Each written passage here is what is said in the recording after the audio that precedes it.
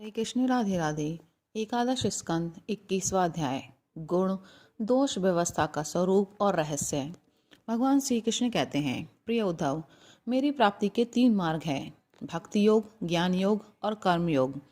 जो इन्हें छोड़कर चंचल इंद्रियों के द्वारा क्षुद्र भोग भोगते रहते हैं, वे बार बार जन्म मृत्यु रूप संसार के चक्कर में भटकते रहते हैं। अपने अपने अधिकार के अनुसार धर्म में दृढ़ निष्ठा रखना ही गुण कहा गया है और इसके विपरीत अनाधिकार चेष्टा करना दोष है। तात्पर्य यह है कि गुण और दोष दोनों की व्यवस्था अधिकार के अनुसार की जाती है, किसी वस्तु के अनुसार नहीं। वस्तुओं के समान होने पर भी शुद्धि अशुद्धि, गुण दोष और शुभ अशुभ आदि का जो विधान किया जाता है, उसका अभिप्राय यह है कि पदार्थ का ठीक ठीक निरीक्षण परीक्षण हो सके और उनमें संदेह उत्पन्न करके ही यह योग है कि अयोग्य स्वाभाविक प्रवृत्ति को नियंत्रित संकुचित किया जा सके, उनके द्वारा धर्म संपादन कर सके, समाज का व्यवहार ठीक ठीक चला सके और अपने व्यक्तिगत जीवन के निर्वाह में भी सुविधा हो। इससे यह लाभ भी है कि मनुष्य अपनी वासना मूलक सहज प्रवृत्तियों के द्वारा इनके जाल में न फंसकर शास्त्र अनुसार अपने जीवन को नियंत्रित और मन को वशीभूत कर लेता है। निष्पाप उद्धव, यह आचार मैंने ही मनु आदि का रूप धारण करके धर्म का भार ढोने वाले कर्म जड़ों के लिए उपदेश किया है। पृथ्वी, जल, तेज, वायु, आकाश, ये पंचभूत ही ब्रह्मा से लेकर पर्वत वृक्ष पर्यंत सभी प्राणियों के शरीरों के मूल कारण हैं। इस तरह वे सब शरीर की दृष्टि से तो समान है ही, सबका आत्मा भी एक ही है। प्रिय उद्धव, यद्यपि सबके शरीरों के पंचभूत समान हैं, फिर भी वेदों ने इनके वर्णाश्रम आदि अलग अलग नाम और रूप इसलिए बना दिए हैं कि ये अपनी वासना मूलक प्रवृत्तियों को संकुचित करके नियंत्रित करके धर्म अर्थ काम मोक्ष इन चारों पुरुषार्थों को सिद्ध कर सके। साधु श्रेष्ठ, देश काल फल निमित्त अधिकारी और धान्य आदि वस्तुओं के गुण दोषों का विधान भी मेरे द्वारा इसलिए किया गया है कि कर्मों में लोगों की उच्छृंखल प्रवृत्ति न हो, मर्यादा का भंग न होना पावे।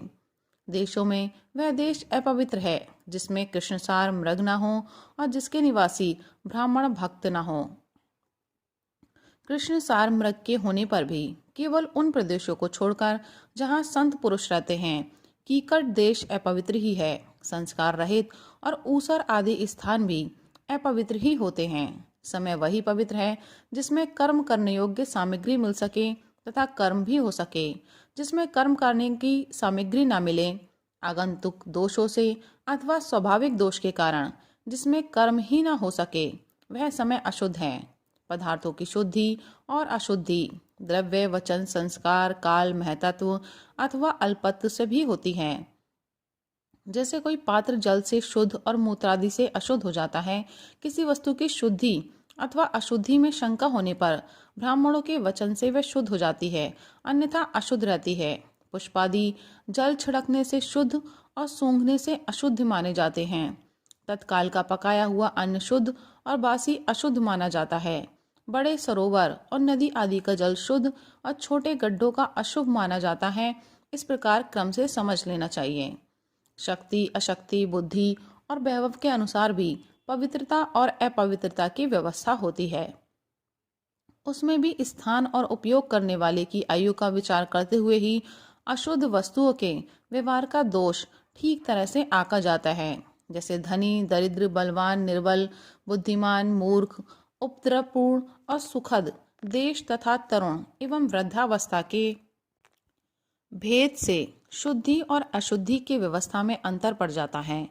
अनाज लकड़ी हाथी दांत आदि हड्डी सूत मधु नमक तेल घी आदि रस सोना पारा आदि तेजस पदार्थ चाम और घड़ा आदि मिट्टी के बने पदार्थ समय पर अपने आप हवा लगने से आग में जलाने से मिट्टी लगाने से अथवा जल में धोने से शुद्ध हो जाते हैं। देश काल और अवस्था के अनुसार कहीं जल मिट्टी आदि शोधक सामग्री के संयोग से शुद्धि करनी पड़ती है, तो कहीं कहीं एक एक से भी शुद्धि हो जाती है। यदि किसी वस्तु में कोई अशुद्ध पदार्थ लग गया हो तो छीलने या मिट्टी आदि मलने से जब उस पदार्थ की गंध और लेप न रहे और वे वस्तु अपने पूर्व रूप में आ जाए तब उसको शुद्ध समझना चाहिए। स्नान, दान, तपस्या, व्यय, सामर्थ्य, संस्कार, कर्म और मेरे स्मरण से चित्त की शुद्धि होती है। इनके द्वारा शुद्ध होकर ब्राह्मण, क्षत्रिय और वैश्य को विहित कर्मों का आचरण करना चाहिए। गुरुमुख से सुनकर भली भांति हृदय संगम कर लेने से, मंत्र की और मुझे समर्पित कर देने से कर्म की शुद्धि होती है। उद्धव जी, इस प्रकार देश, काल, पदार्थ, कर्ता, मंत्र और कर्म, इन छहों के शुद्ध होने से धर्म और अशुद्ध होने से अधर्म होता है। कहीं कहीं शास्त्र विधि से गुण दोष हो जाता है और दोष गुण। जैसे ब्राह्मण के लिए संध्या वंदन, गायत्री जप आदि गुण हैं, परंतु शूद्र के लिए दोष है। और दूध आदि का व्यापार वैश्य के लिए विहित है, परंतु ब्राह्मण के लिए अत्यंत निषिद्ध है। एक ही वस्तु के विषय में किसी के लिए गुण और किसी के लिए दोष का विधान गुण और दोषों की वास्तविकता का खंडन कर देता है, और इससे यह निश्चय होता है कि गुण दोष का यह भेद कल्पित है। जो लोग पतित हैं वे पतितों का सा आचरण करते हैं तो उन्हें पाप नहीं लगता, जबकि श्रेष्ठ पुरुषों के लिए वह सर्वथा त्याज्य होता है। जैसे गृहस्थों के लिए स्वाभाविक होने के कारण अपनी पत्नी का संग पाप नहीं है, परंतु सन्यासी के लिए घोर पाप है। उद्धव जी, बात तो यह है कि जो नीचे सोया हुआ है वह गिरेगा कहाँ, और वैसे ही जो पहले से ही पतित है उनका अब और पतन क्या होगा। जिन जिन दोषों और गुणों से मनुष्य का चित्त उपरत हो जाता है, उन्हीं वस्तुओं के बंधन से वह मुक्त हो जाता है। मनुष्य के लिए यह निवृत्ति रूप धर्म ही परम कल्याण का साधन है, क्योंकि यही शोक, मोह और भय को मिटाने वाला है। उद्धव जी, विषयों में कहीं भी गुणों का आरोप करने से उस वस्तु के प्रति आसक्ति हो जाती है। आसक्ति होने से उसे अपने पास रखने की कामना हो जाती है, और इस कामना की पूर्ति में किसी प्रकार की बाधा पड़ने पर लोगों में परस्पर कलह होने लगता है। कलह से असह्य क्रोध की उत्पत्ति होती है, और क्रोध के समय अपने हित अहित का बोध नहीं रहता, अज्ञान छा जाता है। इस अज्ञान से शीघ्र ही मनुष्य की कार्य का निर्णय करने वाली व्यापक चेतना शक्ति लुप्त हो जाती है। साधु, चेतना शक्ति अर्थात स्मृति के लुप्त हो जाने पर मनुष्य में मनुष्यता नहीं रह जाती, पशुता आ जाती है, और वह शून्य के समान अस्तित्व विहीन हो जाता है। अब उसकी अवस्था वैसी ही हो जाती है जैसे कोई मूर्छित या मुर्दा हो। ऐसी स्थिति में ना तो उसका स्वार्थ बनता है और ना तो परमार्थ।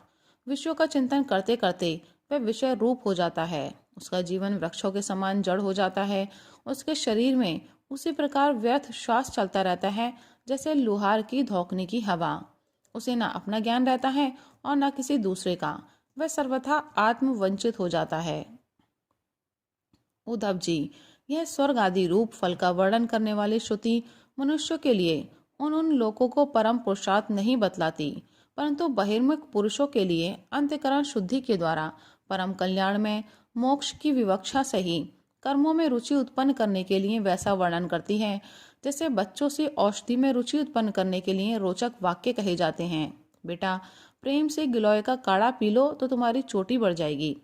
इसमें संदेह नहीं है कि संसार के विषय भोगों में, प्राणों में और सगे संबंधियों में सभी मनुष्य जन्म से ही आसक्त हैं, और उन वस्तुओं की आसक्ति उनकी आत्मोन्नति में बाधक एवं अनर्थ का कारण है। वे अपने परम पुरुषार्थ को नहीं जानते, इसलिए स्वर्ग आदि का जो वर्णन मिलता है वह ज्यों का त्यों सत्य है, ऐसा विश्वास करके देवादि योनियों में भटकते रहते हैं और फिर वृक्ष आदि योनियों के घोर अंधकार में आ पड़ते हैं। ऐसी अवस्था में कोई भी विद्वान अथवा वेद फिर से उन्हें उन्हीं विषयों में क्यों प्रवृत्त करेगा। दुर्बुद्धि लोग वेदों का यह अभिप्राय न समझकर कर्माशक्तिवश पुष्पों के समान स्वर्ग आदि लोकों का वर्णन देखते हैं और उन्हीं को परम फल मानकर भटक जाते हैं। परंतु वेद वेदता लोग श्रुतियों का ऐसा तात्पर्य नहीं बतलाते। विषय वासनाओं में फंसे हुए दीनहीन लोभी पुरुष रंग बिरंगे पुष्पों के समान स्वर्ग आदि लोकों को ही सब कुछ समझ बैठते हैं। अग्नि के द्वारा सिद्ध होने वाले यज्ञ यज्ञादि कर्मों में ही मुग्ध हो जाते हैं। उन्हें अंत में देवलोक पितृलोक आदि की ही प्राप्ति होती है। दूसरी ओर भटक जाने के कारण उन्हें अपने निजधाम आत्म पद का पता नहीं लगता। प्यारे उद्धव, उनके पास साधना है तो केवल कर्म की, और उसका कोई फल है तो इंद्रियों की तृप्ति। उनकी आंखें धुंधली हो गई हैं। इसी से वे यह बात नहीं जानते कि जिससे इस जगत की उत्पत्ति हुई है, जो स्वयं इस जगत के रूप में है, वह परमात्मा मैं उनके हृदय में ही हूँ। यदि हिंसा और उसके फल मांस भक्षण में राग ही हो, उसका त्याग न किया जा सकता हो, तो यज्ञ में ही करे। यह परिसंख्या विधि है, स्वाभाविक प्रवृत्ति का संकोच है। संध्या वंदन आदि के समान अपूर्व विधि नहीं है। इस प्रकार मेरे परोक्ष अभिप्राय को न जानकर विषय लोलोप पुरुष हिंसा का खिलवाड़ खेलते हैं और दुष्टतावश अपनी इंद्रियों की तृप्ति के लिए वध किए हुए पशुओं के मांस से यज्ञ करके देवता, पितर तथा भूतपतियों के यजन का ढोंग करते हैं। उद्धव जी, स्वर्ग आदि परलोक स्वप्न के दृश्यों के समान हैं। वास्तव में वे असत हैं, केवल उनकी बातें सुनने में बहुत मीठी लगती हैं। सकाम पुरुष वहां के भोगों के लिए मन ही मन अनेकों प्रकार के संकल्प कर लेते हैं, और जैसे व्यापारी अधिक लाभ की आशा से मूल धन को भी खो बैठता है, वैसे ही वे सकाम यज्ञों द्वारा अपने धन का नाश करते हैं। वे स्वयं रजोगुण, सत्वगुण या तमोगुण में स्थित रहते हैं और रजोगुणी, सत्वगुणी अथवा तमोगुणी इंद्रादि देवताओं की उपासना करते हैं। वे उन्हीं सामग्रियों से उतने ही परिश्रम से मेरी पूजा नहीं करते। वे जब इस प्रकार की पुष्पिता वाणी, रंग बिरंगी मीठी मीठी बातें सुनते हैं कि हम लोग इस लोक में यज्ञों के द्वारा देवताओं का यजन करके स्वर्ग में जाएंगे और वहां दिव्य आनंद भोगेंगे, उसके बाद जब फिर हमारा जन्म होगा तब हम बड़े कुलीन परिवार में पैदा होंगे, हमारे बड़े बड़े महल होंगे और हमारा कुटुंब बहुत सुखी और बहुत बड़ा होगा, तब उनका चित्त क्षुब्ध हो जाता है और उन हेकड़ी जताने वाले घमंडियों को मेरे संबंध की बातचीत भी अच्छी नहीं लगती। उद्धव जी, वेदों में 3 कांड हैं, कर्म, उपासना और ज्ञान। इन 3 कांडों के द्वारा प्रतिपादित विषय है ब्रह्म और आत्मा की एकता। सभी मंत्र और मंत्र दृष्टा ऋषि इस विषय को खोलकर नहीं गुप्त भाव से बतलाते हैं, और मुझे भी इस बात को गुप्त रूप से कहना ही अभीष्ट है। वेदों का नाम है शब्द ब्रह्म। वे मेरी मूर्ति हैं, इसी से उनका रहस्य समझना अत्यंत कठिन है।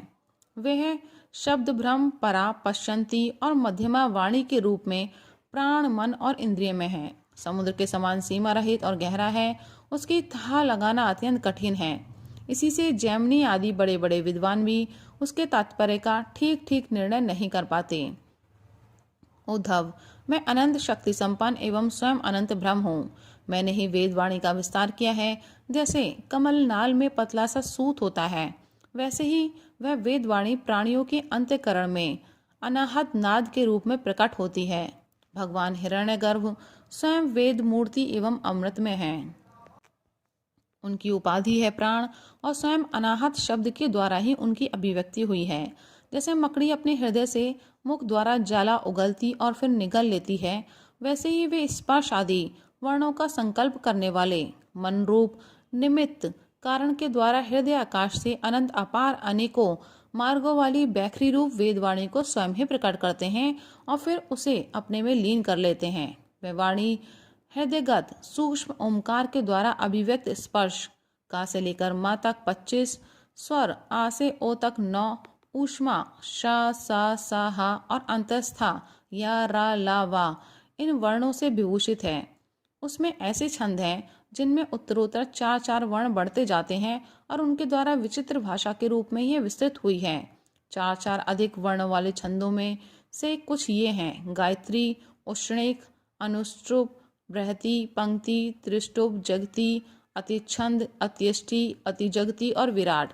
यह वेदवाणी कर्म कांड में क्या विधान करती है, उपासना कांड में किन देवताओं का वर्णन करती है और ज्ञान कांड में किन प्रतीतों का अनुवाद करके उनमें अनेकों प्रकार के विकल्प करती है।